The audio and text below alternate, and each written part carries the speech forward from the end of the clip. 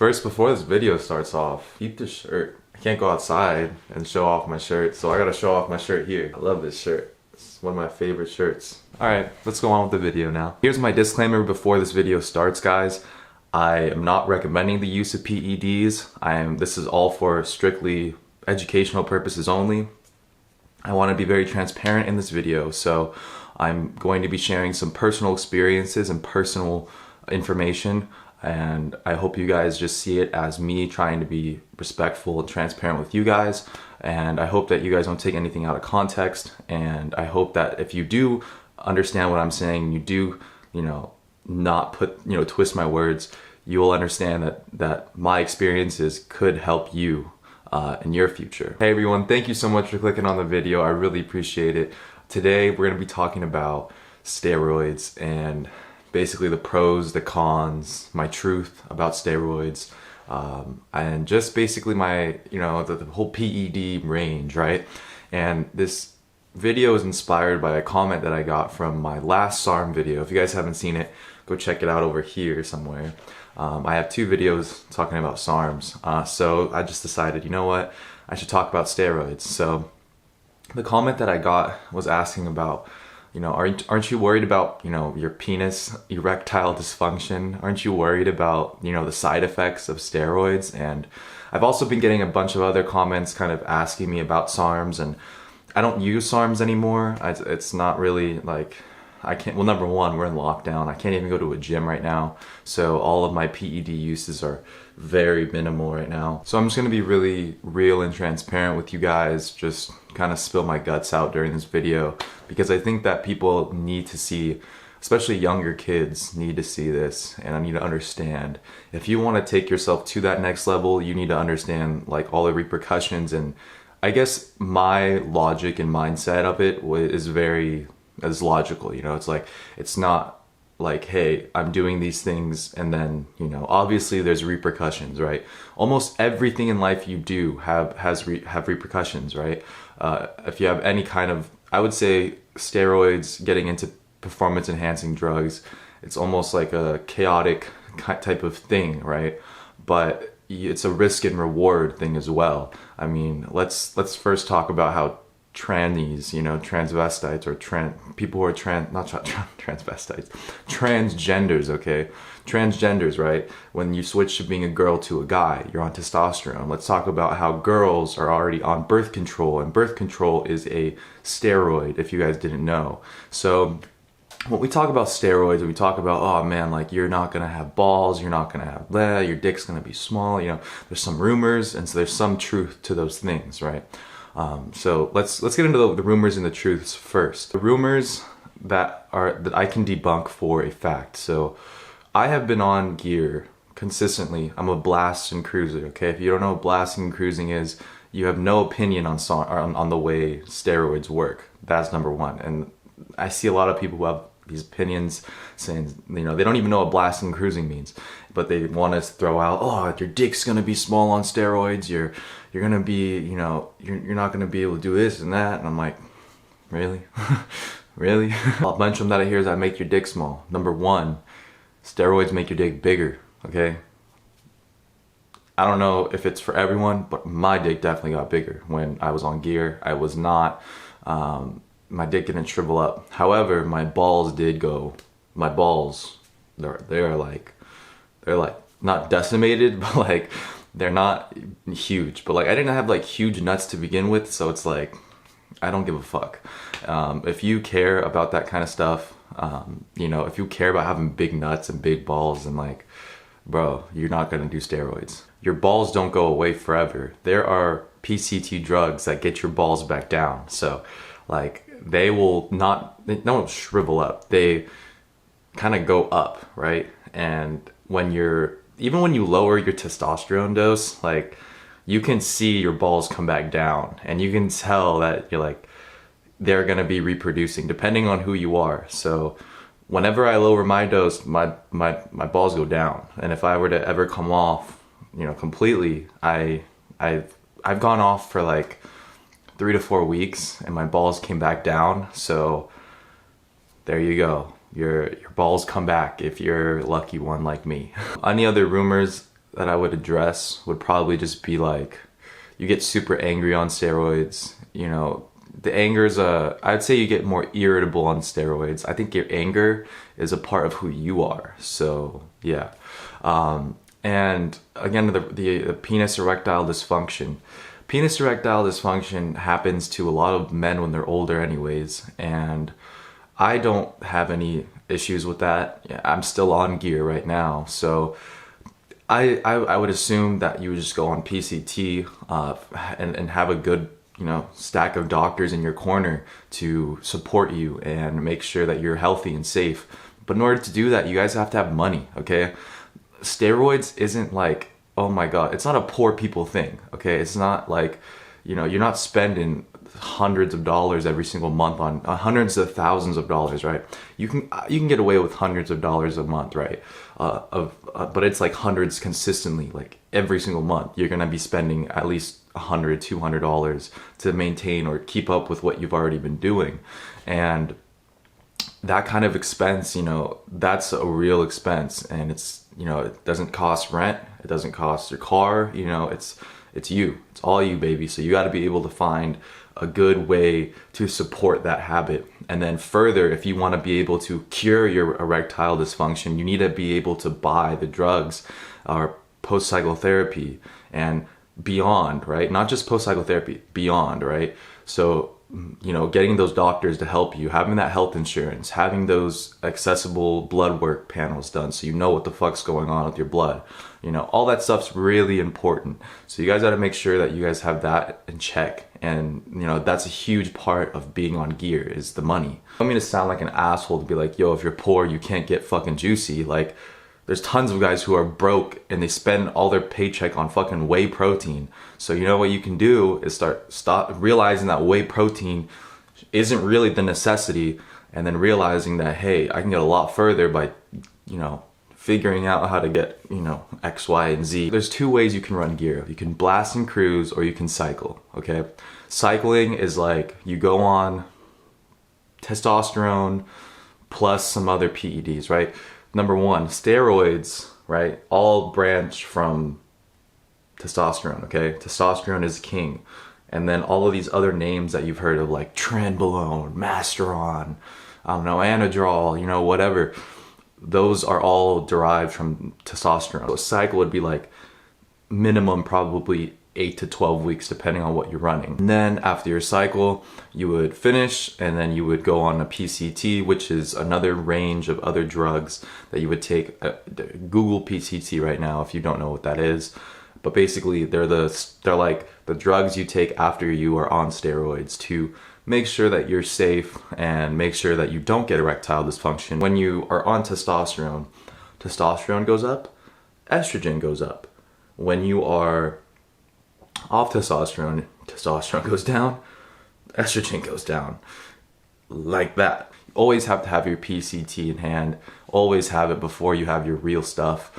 I recommend people just get your PCT first and then get your gear and then get juicy, because you never know what can happen. You don't know, like for example, this whole pandemic, right? Imagine if you were on a fat bulk or a big cut and you're running 2 or 3 compounds and fuck it, you can't go to the gym anymore.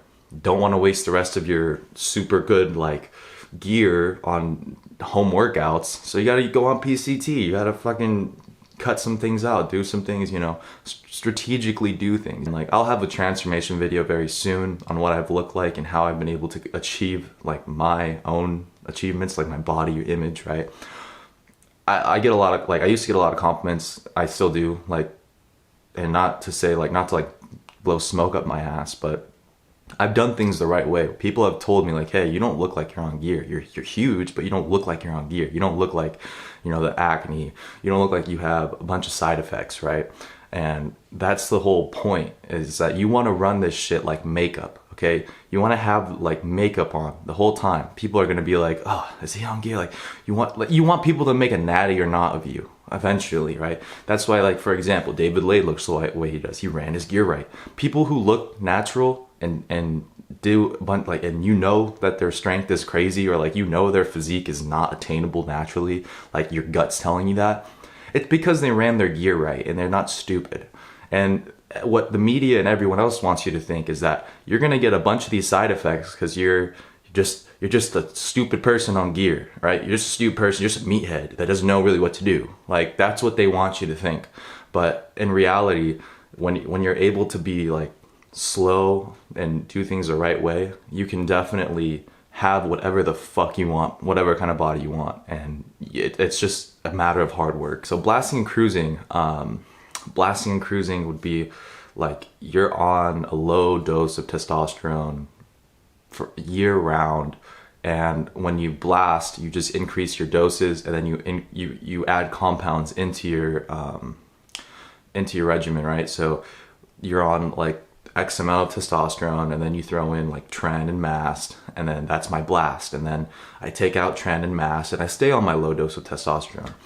This is because you want to take out that period of PCT where you have to get off PCT, you lose a little bit of gains, and then you become natural for a little bit, and then you start up again.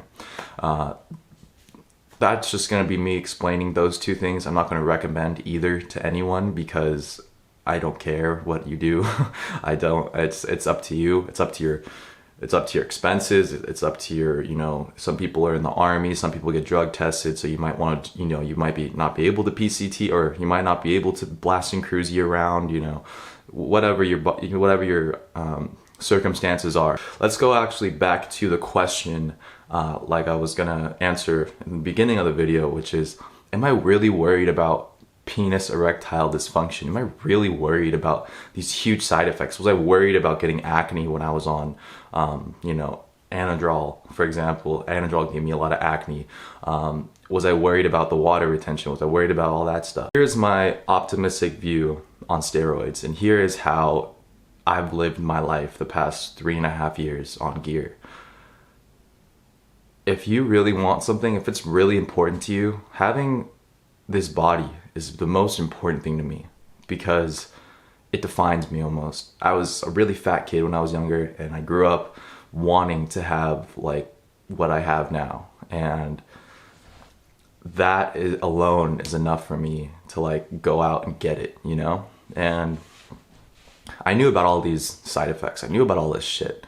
However, I knew also that people drink, people smoke, I drink alcohol. I'm 22 years old, but like I've been drinking, everyone drinks, like not everyone, but like majority of people start drinking when they go to college, and they start smoking and they start doing random stuff. And I figured that, if there's so many people damaging their bodies this way, and there's so many people just fuck it, like they rather just have a good time on the weekend and get drunk, kill some brain cells, and hurt their liver like that. Why can't I hurt my liver a little bit? Why can't I risk getting erectile dysfunction? Why can't I risk other things, right, in order to get something that really, really would benefit me and make me feel like this is important? Like I said, this is up to you and like your importance of how you see it. So for example, like college athletes, you think all of them aren't on steroids?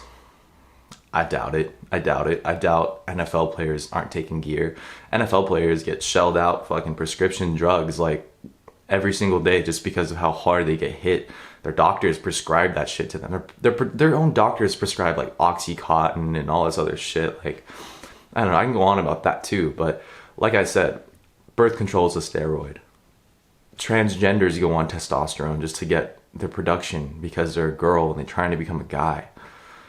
There's a very big and misinformed community about what like steroids are and how steroids work.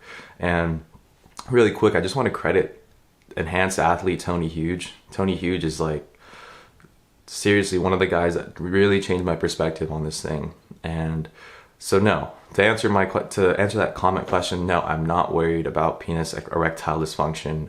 I believe that in the future, I'll be able to afford the doctors. I can get my dick to work again. I can afford whatever I need to do, because to be honest, guys, money makes the world go round, and money will, you can buy almost anything. For example, you could say that a person who takes steroids bought their gains, but those steroids won't work. They will not work unless you put in the work, dude. You need to put in hard work. My body was there, and like, for example, if you do like things without a lot of side effects, it's because you did them and you were patient. And one of the reasons why this lockdown is crushing my soul is because I've spent like the past year and a half like really like getting to the point, that next level, without like really going on too much gear and not too much like exhausting myself. So my best advice for everyone watching this video is to be very smart and research carefully. I can recommend you guys some YouTube channels in the comments if you guys want to know who you should go to. Don't go to me. These are just my experiences. I'm not here to like totally throw like explanations and protocols. I'm not that kind of guy.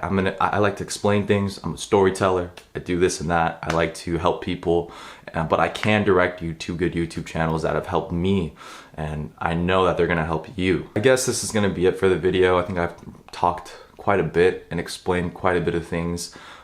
If you guys have any other suggestions or questions or comments, leave them down below. Like I said, I will send you guys the people who I really trust and I care about, and that I know care about their viewers, and they're on this platform too, on YouTube. So shout me out down below if you need that. I could definitely help you guys. But yeah, if you have any other like suggestions on what other videos I should do, let me know, like concerning PEDs. I'm gonna come out with a transformation video pretty soon about like my natural transformation and then how I came to on PEDs and whatever. But yeah, and maybe I'll explain the reason, like the real reason why I got into PEDs and stuff. So that'd be, I think, a good video too. So anyways, go check out these other SARM videos if you guys haven't seen them already. They're my transformation on SARMs and my explanation on 5 SARMs across 2 videos. So go check those out. I really appreciate you guys clicking on the video. Subscribe if you haven't, like the video if you guys enjoyed, and I'll see you guys in my next video. Peace.